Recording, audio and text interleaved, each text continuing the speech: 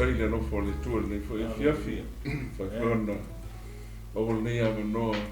le ia tatou te toi feilo i foi le tatou por kalame nei ta no fa toi lo fa so sa mo le se foi o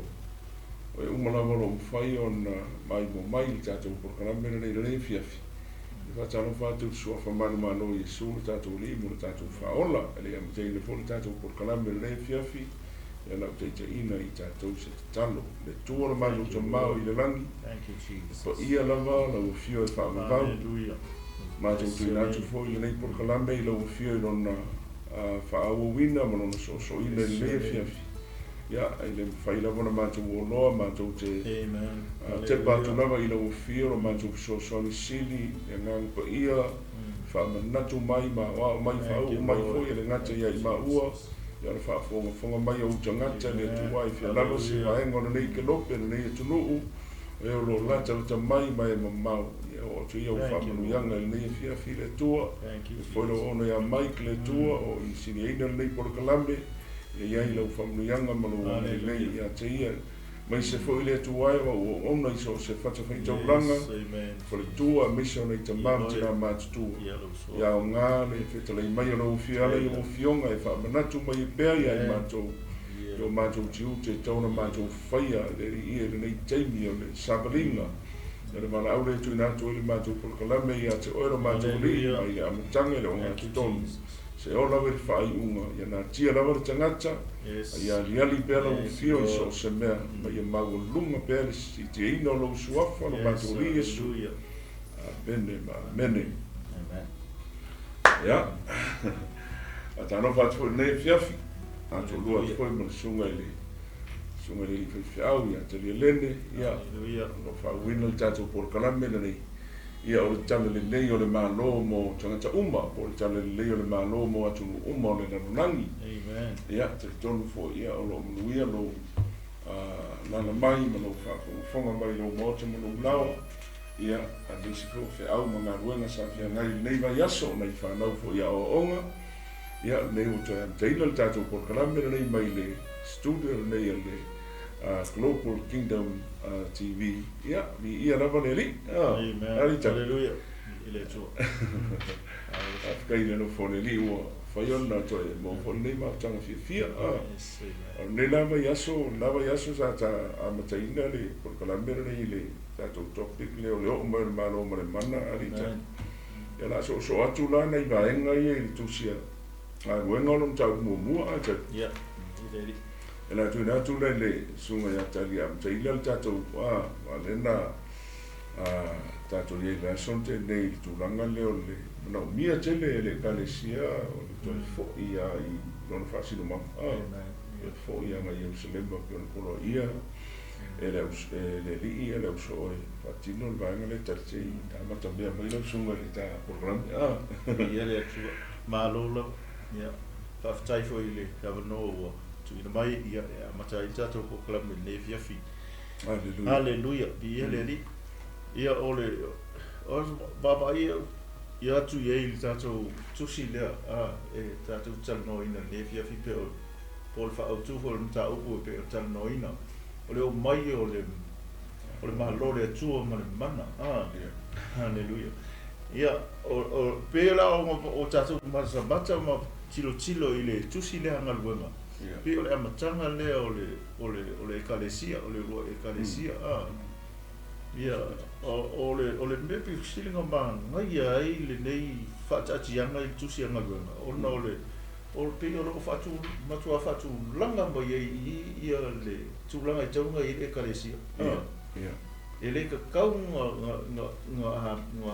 nga halu le ekalesia ngo mole songa amatanga le matanga la le fa le ma ole ele ka vunga maka le ka le sia inga o kele ia me o fa tino inga o kele ai stau na matsa le mele le ka le sia inga o ia ile nga ko ia le skongala ke le ka le sia le skongala ke dikali o skongala ke fu i masingi mo me fa no wanga ia ole ka le sia ia e ka mo ile mana langa olongo malusi anga le male bele e uma ia le kalesi ia ole mana le na ko so ole kusila le anga luno ba ko yo fa fe tai le tu ongol fa tu la ngana ole tusi le anga luno pe ia la ta mo ke lo e ana fo ni po ka ko fa so da ka mo le ia ole pe ole mo inga ke viso Yesu yo so ke mi ole a tu la tu na uta wa ka ma fo ngi me ma fukama ia le no pesa ia se mana tu ke viso wo ole fia fo wo ma na ia ma futanga ke viso mo so ia me se mo to tanga wa sa ia fo il to tele ne tanga o gisi so ia sa muri multa ia Yesu Kristo ese mo ko su lo fidio ia ela se ale alo fo pe ho ka ko a ke mi ku o ka ko ma tanga ise ma so se lo tanga e ka se va eso fe no tanga un ka pe wo ele fie fo i lo ai o ma ia le ngona ma tanga i nesa sa fatine ia au te to ia ele i malo ia lo ngona fa tanga tsa ile o ma fina ngalo ke wiso e tau o ma amata le kalesi wa le umia o ye la rungi ke wiso o le umi fo ile o ka fa kali le am komo ia pela ma ele le fai upula le fa le fai mai sa fa poto vo ila tou ma ia una feta lai tu le o ia te ila tou ia le tu ua Jerusalem a ia fa atali ile mea na folo ina il tama ua o tau fa alonga ia le tu ua Jerusalem ia aka ko mai fo ye kai ia ole kalesia e kawanga ye le se Jerusalem le kalesia e o fo matu le kalesia e lo tau tala ile lo le ka kala itanga ia o ma o tempton o tempton ia Yesu Kristo ia le alo o le tu o la ma o le kalesia tato o le kalesia o o tempton o ala wina le tu i lo fingalo o tato o le kalesia le tu ia o le si la mele se manga ia malo o ke fia ile ni ka o malo le tu o le malo le tu e ferfangi e kalesia o le malo le tu e kasi lo to o le kalesia o le malo le tu e fai me fia ile kalesia ele la malaba ile si kalesia ele mago fo ile kalesia o ie sili e kulo ma me lo fo ngai lo le ia o le tau tala ngai tangata ele fai o e mago fo o ke pese o ke fai la o fai ama sa o ia sili e kula o ia pai mala fa le o mai la o mo fai o le o mai ke u falsa so ia pe o le winga le o le nei o le sa vali o le ma lo le tua nga ke fa ma po fa tu fa sia tangata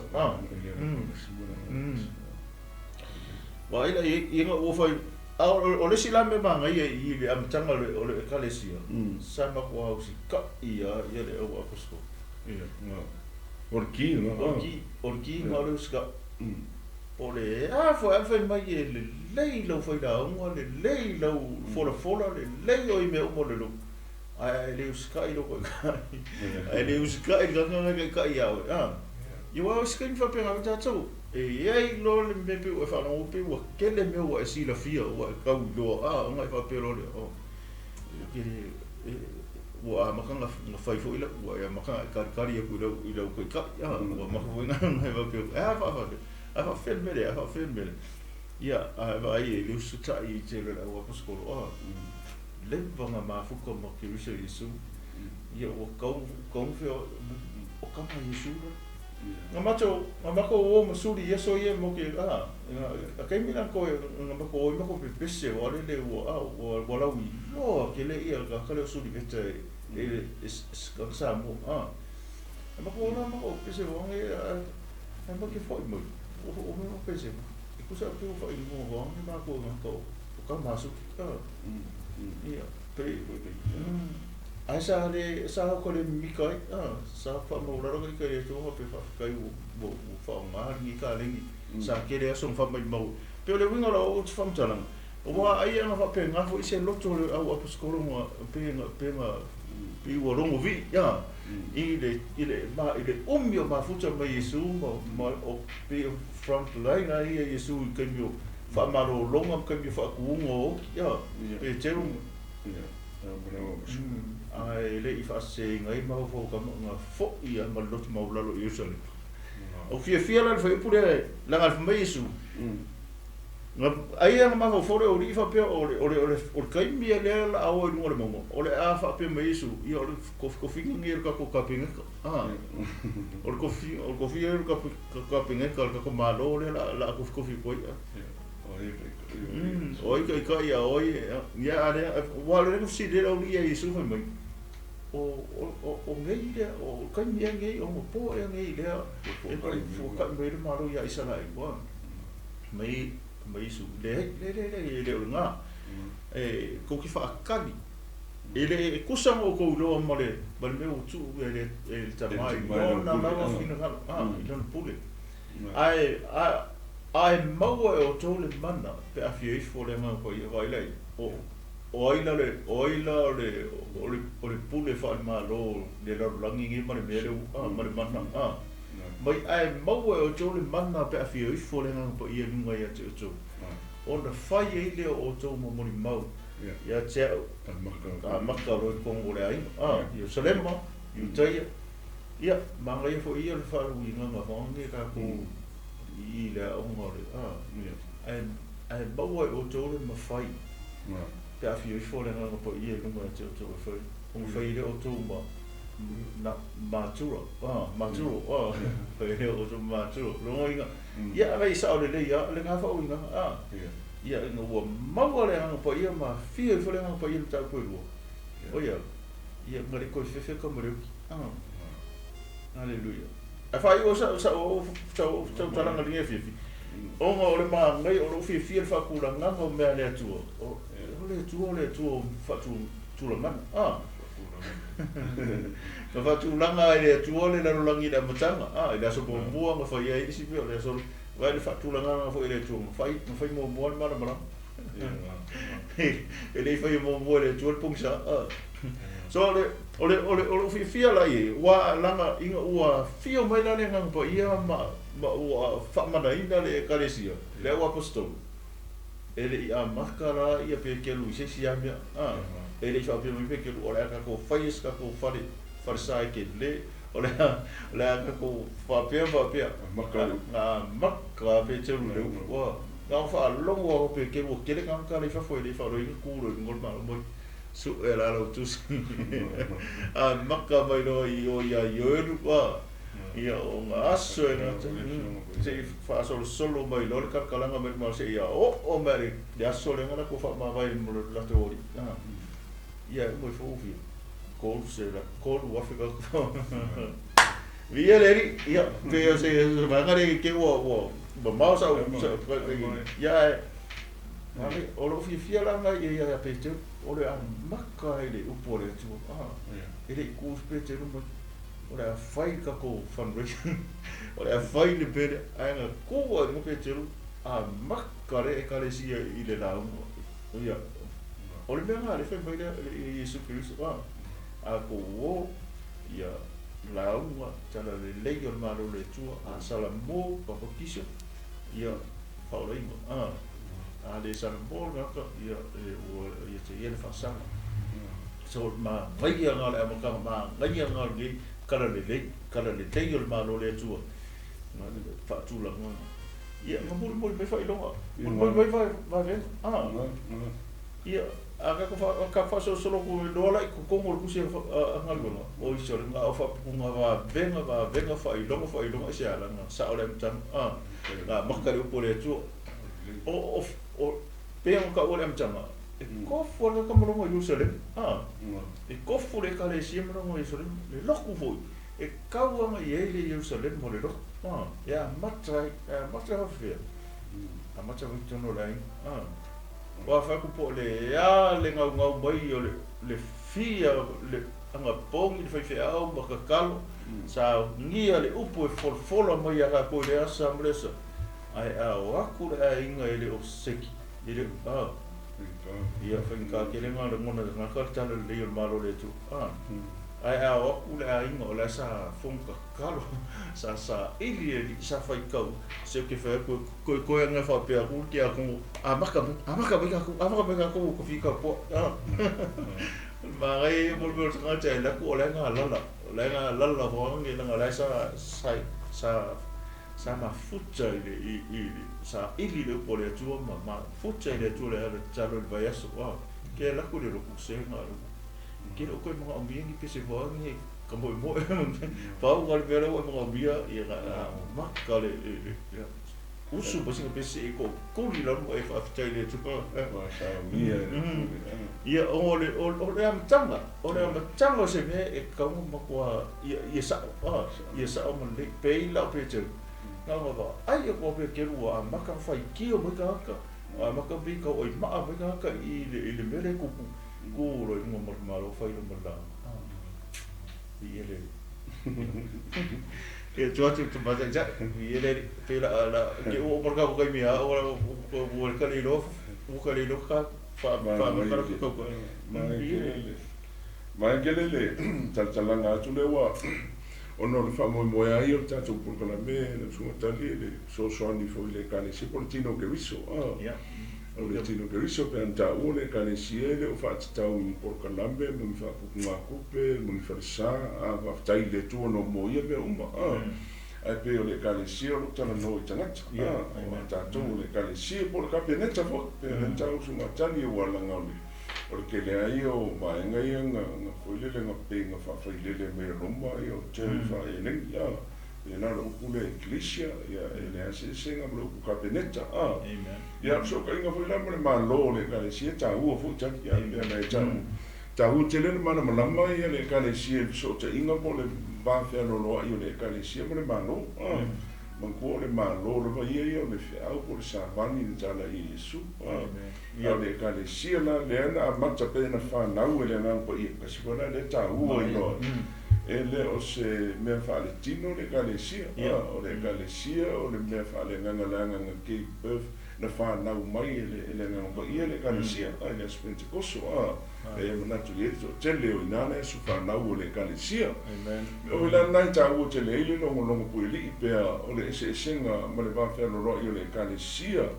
ma le ma lo na le nei pe o fo i tolu na e ma le tanga na vo mtau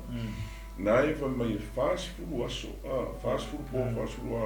na tala i Yesu me winga ile ma lo le tu ai le to fi ile nangi ina ye tau me fo ya te tatu e to e fi a Yesu le nangi ona na me preoccupied on fina ngano i ma lo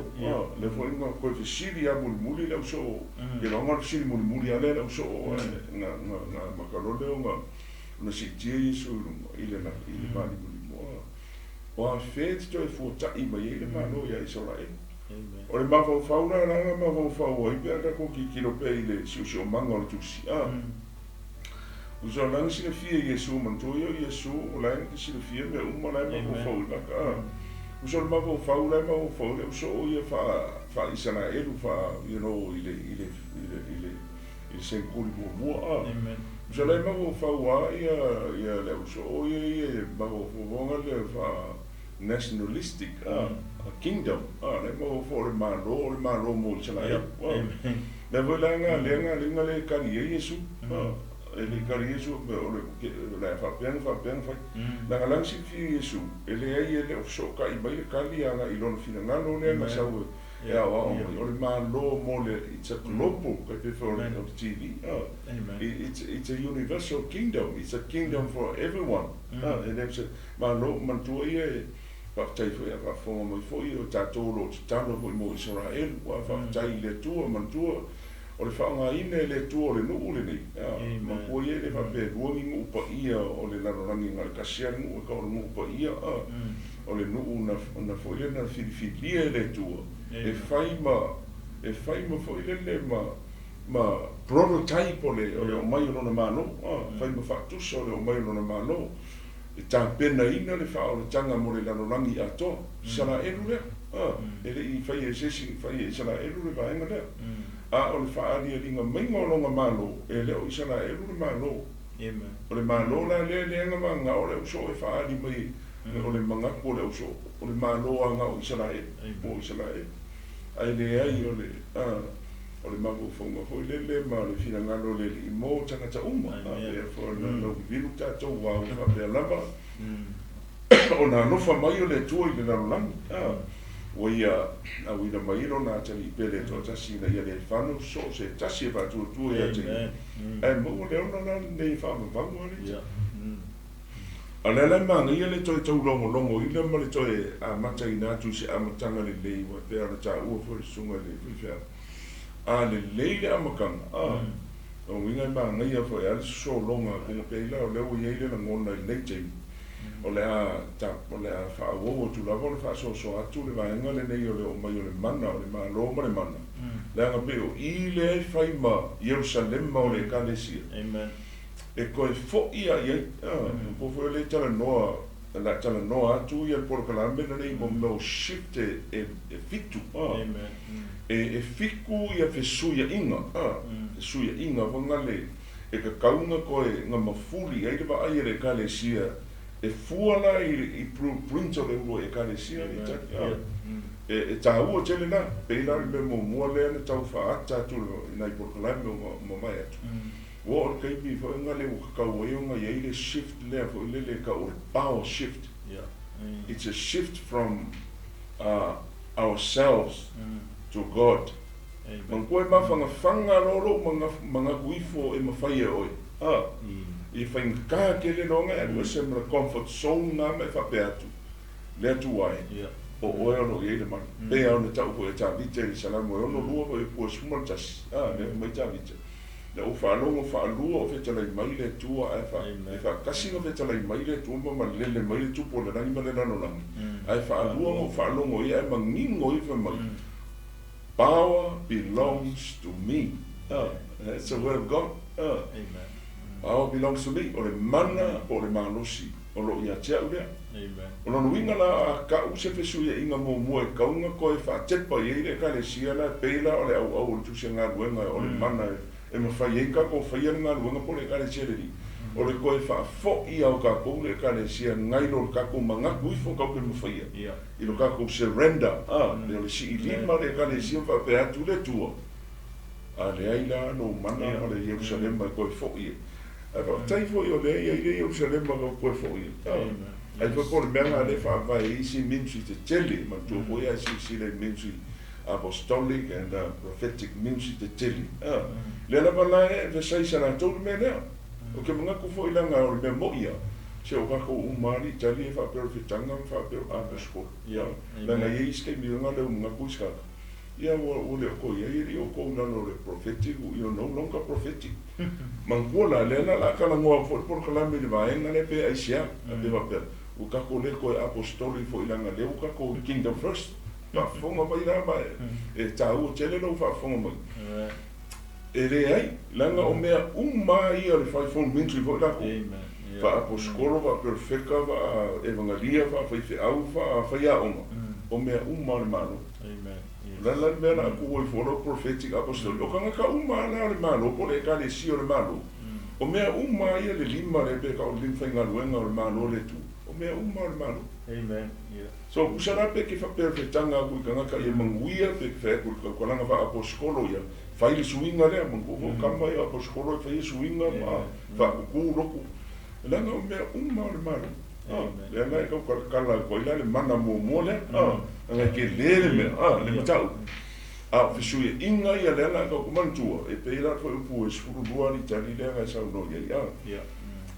O le ki lava i tali o le toi fo. O le usika i o le uso wa mana tuari le uso tali ana fa pe le usika i le uso ma koe fo i le mark place le ka o Jerusalem vera na ta o ia no Jerusalem so se e ka le sia e ia i lo e ia le fonga le no fonga o maka po o fa i longa fa pito te manuia pe ke le mi ma se mo ta o e mo si le fie ta to le ka le sia o fo yo e mai mo mai ngai ke fo le o mo u le se lo po e lo po ko ngai fa pe o ia na u fa ia me le o le loku solo ke manguia i me uma. Let me say this. E ia le mo fuanga ua maka i le tua te manguia. Your blessings are not everywhere. Your blessing, you can't find it. Mea ngā renga e ba ai i mesela o isi ka ngaka ia ngā whaile tua peo e Abraham o alita. Mangua ngā whaile tua e Abraham o alu i le ngu o la whasingoa. What is that? It's a place. It's a Jerusalem. It's a place e ka manguia ai. Ngā ngā mai le tua Abraham o alu i le ngō fuanga lea la whasingoa kua e kioi. Mangua fo e lia ia ngā make fo lea lia mai le kua e lia. Ku inga e aru le ai sarfata. Ka o mea ngō whanga. O ngā o le e ngō whanga mangua. Any divine instructions given to some of the characters in the Bible, like Abraham, Elijah, and David, it always comes with a direction to a place. Amen. To a place, like Jerusalem. Le voi langang sila fear Yesu mai. Don't go straight home. Walangal mea sa ore rupa nga info vong pekiru mako koi fio o mako ai angal mai nga koi fo ia ile o langa o le mark place of Jerusalem. Amen. Langa e mangui e Jerusalem. Anga fa pena ile koi fo i pe ale us mako fo nga us ka ia. Anga le anu rai o fo ele mo fo le mangui finga o kina kama pai ba anga le anu fo ia pela mo ia ma to tele o mo ka ko ngi anga le uska ia na era wa poskolo fa komunga se mangu fa pe ngi ya fa komunga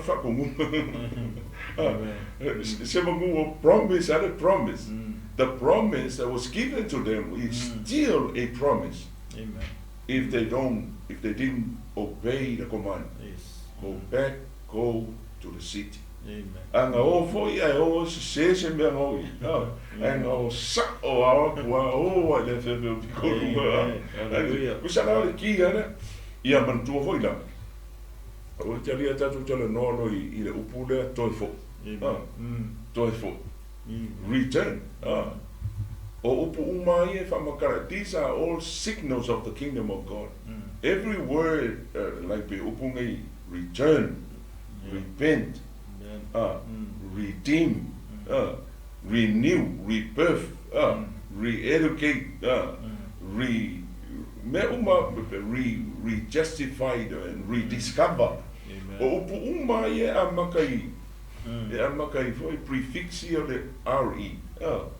i le kuspa ia. Ele upu uma foi le vocab, le dictionary. Upu uma le fea koi o upu le fea ngai ngafou le fa e amakai le i makai kusia re. Pela mai ale upu le i o le return. Return. If e so ka i le leia pe o signals fo i o le mano. Koe fa fo i uma mea ina ia e koe mau le mea ngā se. Pela o i o le aka le mea mai return to the marketplace. Koe fo i Jerusalem. Langa o i ngā le mau e whamungia. E fo i langa o koe li wa penga o kumo moe. O ku ka karo mo whamaro losi mo vi mo mafuka fuka. Amen. E peo ki a ngari tak. O umia ngau sau mo mai vaenga. O ko ia ki ele whamungia. Ia, mai kele vaenga ngau o ia o le toi fo. O le toi fo. Pe fo ta o ile ramtanga o le saunonga.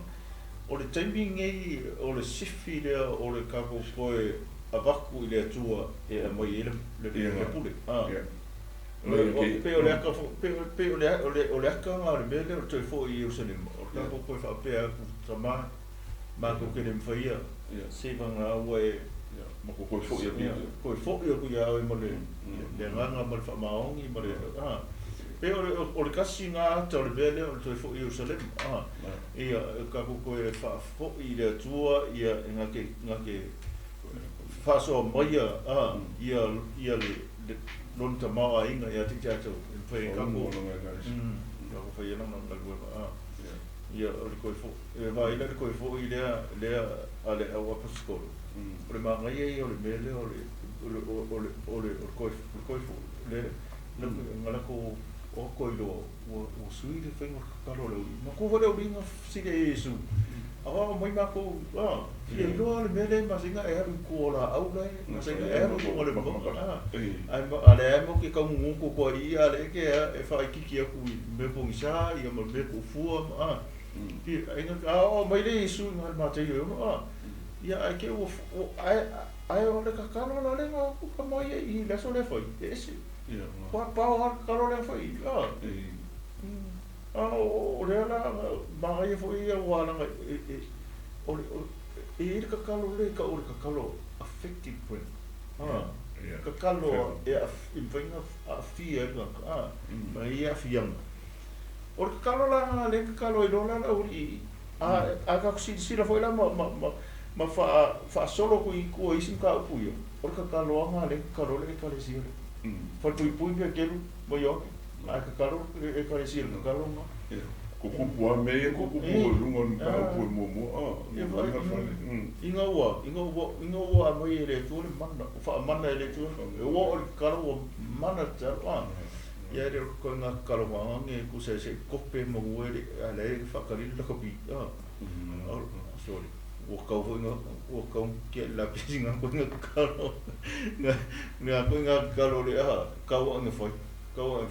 ai vai la ile kalo wa le ba ai fai mai fai po sufa wa fina finau pe la tau nei uma lava ma le loto matasi i le tatalo ma le ai oi kasi le loko ese ai oi ia ko kalo so le loko ia tama ele fai le vele o no ma ko ai o lo mana lo vai ma lo mafti o ke fa la mo i ka fa ka wa no ko foi ali mo vai ngol bele talo fi no oi ko mai se no ia le ngos foi le ko foi fa tu ia se vai ia ma le mele ole fai so fai be ia vai ia ai le ngos ile e ko foi ngai le mele ole fa cha kanu ia a pe langa lo mai a pe kasi nga va e nga le bele ole o mai ole ma lo le tu ole ma e ngo mai le ma lo le tu ma le mana fa mana i nga tsalo le kale siele vai nga kalo ia fesga ka pe fi ole ma como fa pu nga lo ka com ai fa me nga la por angir po kau ku lungu bainga mata telefu le o me le poku makala o me a poku o me hisa langa le banda kalo le kale siele kalo moi yere pero le winga na le fo o ba ngai o le bele ko fo Jerusalem o ka ko fa pe ai fo ka fa pe ane le tu tama mo ke nem fa ia lo mo ke nem fa ele fa se mo ko poco ele fa mo por kala me fa ila mo se ma tu se na o mi lo fa ma tu se ma o mi lo mana ma tu se fa ia lo fini wa mana o mai le fa mo ia a to mana mai le tu e fa ta to na ia lo o ko ole lo fa le ko fo i me ka ko o fia o loko o le fale como foi me ka sa ko ka mi se foi o ferro fa o mas mai yo oi foi ata ko o la mona ma wa la lo ko ma ka o ke le fale le tu le fale le tu ese la le manna le tu le no le tu e wa o mo yere upo le tu ya ti tatu o nga la e ka ke la ko mo ko fi o lo e ko fo be ko fi de mo pe ma mo o le fale le tu no kala ko fa ma se ba se ko fo me ko yo ka tam o ka poco de upo le tu o le ngol o fam tala no o le fale o le tu ia ka fo ka ko alanga ale ai lo la le manna ma fa un ma le tu ko mo fale ia o le mo ka e fusu como loco fusu fofo e fai kala e fai isi kala o isi a fai ele mana com o sa unginga como le carecio man au le loko e maka se fu a kai fo ri wo kiu wa wo ana no mana so le o le winga nga ka ja fo va i ringi sa o le sa pu sa fu tano le nga te ni fa mana ina i mea ka ko fa ia pi la ka lo pe ka lo le nga e o fo i va nga na sa o ma le ile ka lo ko afeki wai isi ma kalo fai ka kalo fai ko a le kalo ai e feki e salo maro lo ma a salo solo ki apolo a kalo o le afa maro sia nga ka sa wo ko vai ia ma fo mai fia ia pe afa ka ko ki uska i o Jerusalem wa nga le musika i le wa poskole ko fo Jerusalem okay lo ela ke le mo fa mo nga le o le o tasi le va nga tali o ta o le vanga o te tango fa fonga mai e pe o le ta o le o le to fo I o ta to le ka le si I le tu o le si no la fa fenta tu fi le me o ta tu ese mal ka ko comfort zone ai ta tu si lima va per tu power belongs to God. Amen. Io ngana e o fi me no kon ka wana la le ya si me ko ke o I ko fo I le tu ata e la me le fe so o pulo o ki ya ka kalo ai oi fa ka wa ngau fa ka kali o winga umbanga fa ma ka le te talo ma tu fu ina e ali tali le kasi le me wa le keep up ka fa ile exercise le o te talo ma tu it is a spiritual exercise. It's a task. Or the kalo nga winga. Nga lenga nga musua ka fa ile nga winga. The number one reason why people give up on prayer is because of no result. So me ngo le se ma fiu ka kano le se kingo ma le se le la u ka ko per kom e ai ba en o te talo e ka fai ele va pe o le la unga I le tu se shopping list le langa e linga ki va atu mai roi le se fu mai langa ele o mo ia I le me ka o ka kano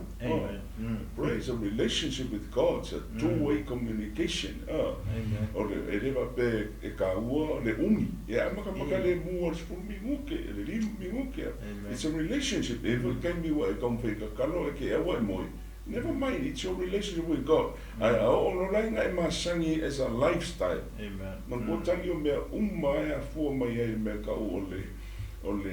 folele o na masangi. Amen. O mele ka anga se bi o ko wana o masangi ai. Amen. Be o va ngai develop mo.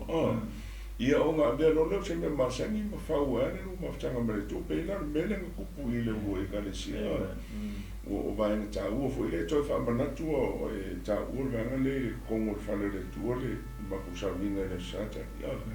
ai ko fa manga ku me mo fa na un na pe te la nga ole sia le me o ka fa ka mala nga ka ile o lo o ka fa ka mala vonga le nga I fa le tu a memoria e ka ke fa ka mala no e ke alu I menga fa fa ngai o e no foi fi au lo fui fe awanga lo ka ma fa le nga e fa na lo nga po so mo foi tani po un fo la nga wa be fo ile pe o le si le afianga I maulai wo fa I ka ka ho ele va per fa ko fa le con le me ya ma se fo le sa fo yo I si min su no fia ya kai pe fa be mo ri si kai mi le ile fa ma inga fo le au na le to ti mi so ke ta ya ka ko kai e le ko kaule ko moi fa sai ko ile ma o maka uma ya timi so ke ara fius fe au na fa ile na ka pe na e la ni ke mi ma fa mga ko for kalambe au ki fa ka man na fe au ngai va ia runa ai alu ko mi ke maka is foi e nga ri maka o kia mole ele va pero fa por kalambe la maka mo ma ko si ke mi ai le mo fa inga sau fe au nga po le ala porque le ona nga ulo ko so ngia o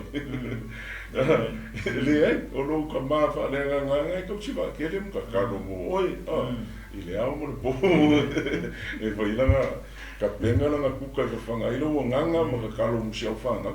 ia le kai fi fo swi vai o e se vo mentor na ki fa no mo amen la ngo me ale ko pu yo nei kai o le fa o so swangi fo la na ngo le ku na ni por kana me tani so swangi ku ya ta tu le ka le si o malo e le o fa ku menga o ngai nga ruanga por ngai fa malo po i lava ngi o le so swangi mo le tino a to ke wiso le ka ulanga langa i pele ngai e ngai fe au le tanga le o le malo le tua mo tanga ta umalava a vai po eva fonga ko e fa mga ko po le vai nga le o le tanga le o le malo le tua o le kana le nga sa Yesu na le la fu mo ka era o skolo so i ka ua ke le lai mala manama o le kalesia o e le kalesia ma ua le kalesia i le tala le lei nga sau ma Yesu. The message that Jesus brought to earth is not a religious message. It's not about his death and his resurrection. It's not about salvation. O vaenga umanga o por kalame nga fele kua e faa mausari ai o mai o longa malo. But the gospel that he preached and taught his disciple e ta ua tele nga marmalama iai. Langa ele marmalama iai e kupu ale mele ka ole bleu kai pe le wanga le o bleu la wa ai wa ia nga o le mele ka o confused man kuole ne ngefu aro chelo confused o le refuse refuse lo le ko paisa langa le wa ngefu o nga ka e le o sa o mai am kanga amen pe on fa ku ye sumata a sao le makanga ko fa ka kia ni fa vai sao le kalesia a ka ko wo sao I mero loko le mano le tu o blueprint o le wo e kalesia ko fo e copy amen copy paste amen ale mai sa ku mau ka ko wa skolo ya le yo ya le wo to ko va sa la ko ma fo va kasi vi va kasi ai va kasi va mau va kasi me ai sa la ku ke la ko me le loko kasi sa va ia fa ilonga va venga sa o ma ta u sanga ta uma lenga nga lenga kupu va ven amen ili mora wa posko ku kele na ko me aisha o me la nga ka o blueprint man ko vol blueprint ali pe le akor ka ma ko vol pe ona ne kele ka ko o mala e so ya e o mai e kera ki fa ka u i mai o le il pani e ai ale fu ka makola wa ba kwa wa fi ka mafa ya o le mena ka le blueprint mai ai wa be fakule o le mena na mo mai ba pe nga mo ai a vele fionga le tu le no mo ni fi o le mo ia ke mo o le mo wala le manna le ke na rue e le se manga o se ka le siekas le o le manna wa available the power that we're talking about that comes with the kingdom is available for every believer. Amen. It's available for everyone who put his trust in Jesus Christ the King.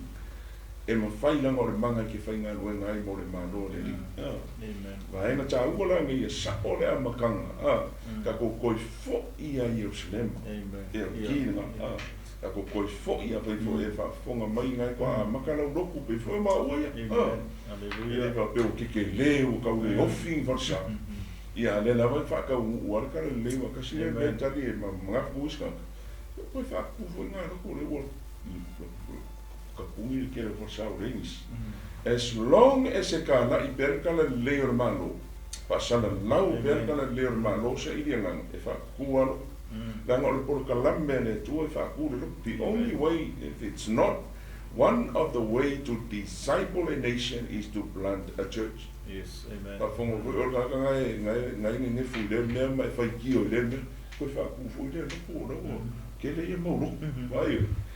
O le kala leo le malo ma le fa so o inga o le larolang o le sire a wala wa mai fa no por kalambe le tua fa ye de salalang fa kuro amen ele va pela nga ka fa kuro le mga via ka penanga people need to be prepared well with the word of God. Ia mai no fo le lalo lo ka man fa le nga se o ka mi fe ko ro ka mai sa ro la ya lu ke mo fa mo dia amen wana nga ele va pe mo fa se fa ile me nga le ko ka la ke mo o fa lo ke lenga o me pa ia le ka le sia ku so le sa o le fa lo ke lenga o fa ni o fa ia vaenga ngā pērau le la ka ko alua le ka ko kusia le ngā ruenga a le ngā ko ia iso i fuanga le wapusto kelo le mauluku ngā whakukua i ata ia mise fuyo wha e vangalia ma vaenga umo sa kukua ia o le wha salalaunga o le malo langa ngai a makai kusia ngā ruenga i koi wha i koi wha o mea i e luonga ngapa i rea po skolo paulo o le talalanga o mta upo i e sura kupu ia marekana ingo le malo le tu e la kana leinge o le malo le tu this is the program. It is for the extension and it's the gospel of the kingdom of God for all people, all the nations of the world.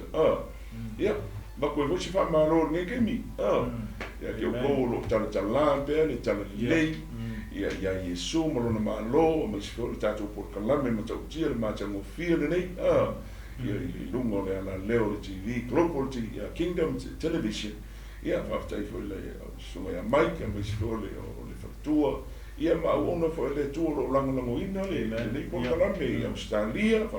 fo fa malo le tau fa malo fa totoa. New Zealand nei, Samoa, Amerika Samoa, ia whaktai lau lango, whaktai lau te talo, whaktai fo I lau sheinga o whiau o le malo le tua, a wa pe kofu sau, muka ko ngā mea o le comment, ma le like ma share, isa le lau o puno, ka kia ia le mea o le le kau ai maa le se mea kaung whai se o le malo, pe whanu tau o le sunga le whiau ia tani, o ka anka le malo, le ngā rua whatas, le lote tas, ma le anganga mamā, ma le anganga fia, a wālanga o le whia au ngai o le mālo, e ku whakasia I kanaka. E se leo se whakakusa ai, pe kau kawā ai, pe whakau kawā ai, le ai. The only message that can bring people together is the message of the kingdom of God, the gospel that Jesus Christ preached. All other message, all other religious message can only divide people. If you find there, you can't go and Maya, a Kosoar Maro, like Maya, we're better than those guys, we are greater, we have all the truth. Marora, le tuele, ya mai vakasi kangaka I le loko akasi, le loko maulano, le loko mama, le loko whaiwhai mea vakasi, e le aki e are kuri mangurgaka ia mo,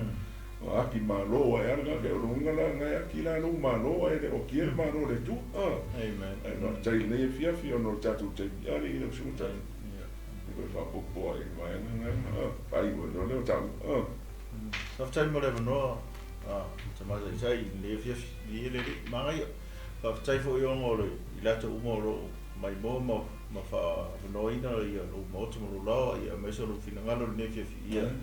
il fa sol le fia fia le tara lei o le malo le tua e sa o lava e moni wha maoni tara lei o le malo le tua o tara lei tātou te ngā lulue wha atasi ei langa a kako whai kau nei I tusi le mtau mo morea o le loto e tasi o le ngā lulue wha atasi o le tuu wha atasi o inga kasi ale loko ngā au o ngai ngi tangata la tonga mtahale ua e karesi so ia o le mana onga fo I lea o le mana onga fo I lea o le atua mo I tātou mo oi noa au tātou o ngā lue ron whina ngalo le temi ngai ia tasi o tātou loto au wangi I wawa ai au wangi whai mai le apostol au wangi I tasi o tomu apa ai I ana lava mea ia I tasi wawa ai mea isi au wangi I mangaku o lau mea lofa o top ai ke makma mai mea lofa le stangata ai le ia tātou ngā lue whaatasi mai le pese ma ngai ale whewhi au suri ia o tātou ngā lue whaatasi ai vai o whawai vai wha marusi mai ia whai se aso ke wai whawai vai ia o kera whai pōporo po au ngā lue whaatasi ia o whina ngalo ngā le tua mo tātou inga ia ka ko whalau te le ina rona malo I le loto e tasi ai le o le pe o ta o te mate tai ai le o le akia e o le maro tanga tai ia fa pa mia bai le tu le fiafi na o tai ia to atu lo I fai ta o le fiafi hallelujah ia le fai la vona tu o ta po kana me o ta ia le tu o sa no I le o po ia no se po sta se fo le wa fonga le to longo le ale por calamere lei o le tala le lei o le malo mo atu umo le O leo o mai lao le malo fa le nganga le leina malo ia le profeta. Le na fio me Yesu tala tala mai ma valo le foli ma te wala Yohane le baptiso. O le winga lava mo tangata, le malo mo tangata, le malo mo nganga o tangata. Inga la le tua le manoa tonu fo na te fa fonga mai se me e manu ai se venga o e tau ver lo e fo lau se basa so wa e so ma fatianga e se li poke fo mai wa mai ate o e wa venga mafa ia o le malo le tuolta o lo e tu o le malo so ya tu ya te o e fo yo ma o nei tangata ai wa le finga luenga so ya tu fa se te tano mo e le fiafi fo ia te fa fonga mai e te italiano tu po le malo se fo o se fifilinga sili ona taua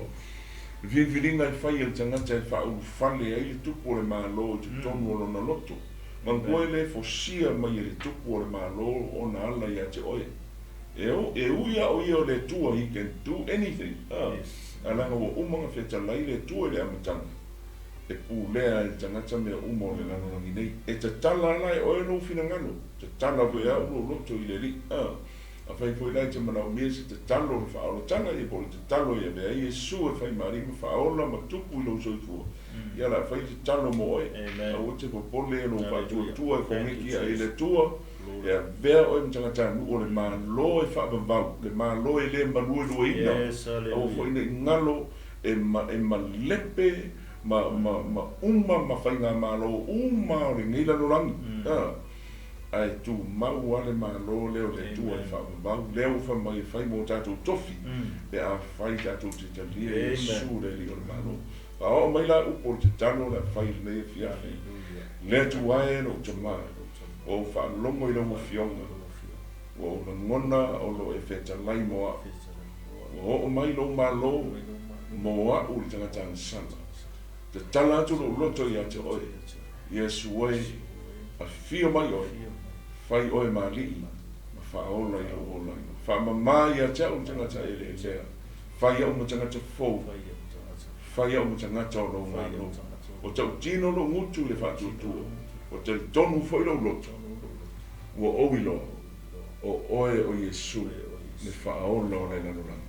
whaafetai le ri ua oiloa mo mautino o whatutua i ate oe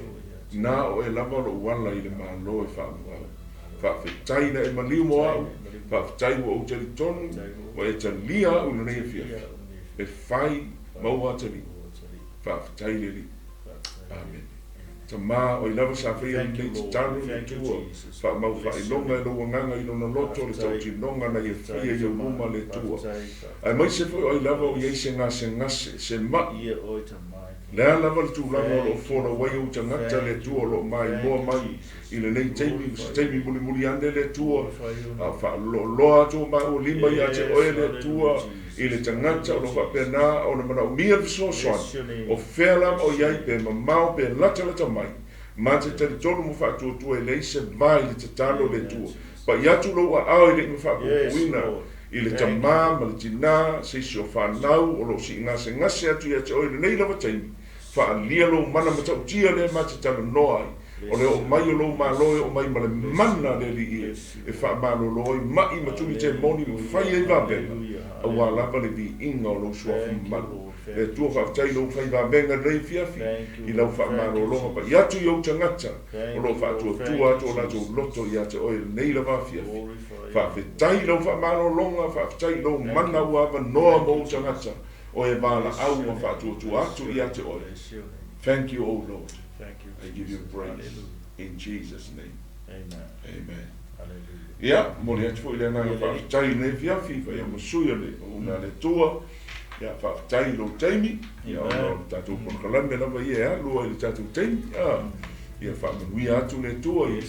le whai unga fo le neiva yasu, es fo le tāpena atu mo sa ringa o le malo le tua i le sāle o whainga luenga, ia alu ma le mana le whakawhanaina o le tana le lei a le li. Ia, whamia fo i woma o mea mai a nei porkalame. Ia iai le whamanuianga ma tuli au roina pia u tau le nuia o le tua, ma lona mana whai wawenga. Ia te u tau mo ia tuai le ngā fia ma le ngā whakatai. E tātou toi whai roa i wea su fōu te miraro nei. ia i tātou Port Kalambe i lona whaauina, ia manuia lava manolongo nei po ono Iesu.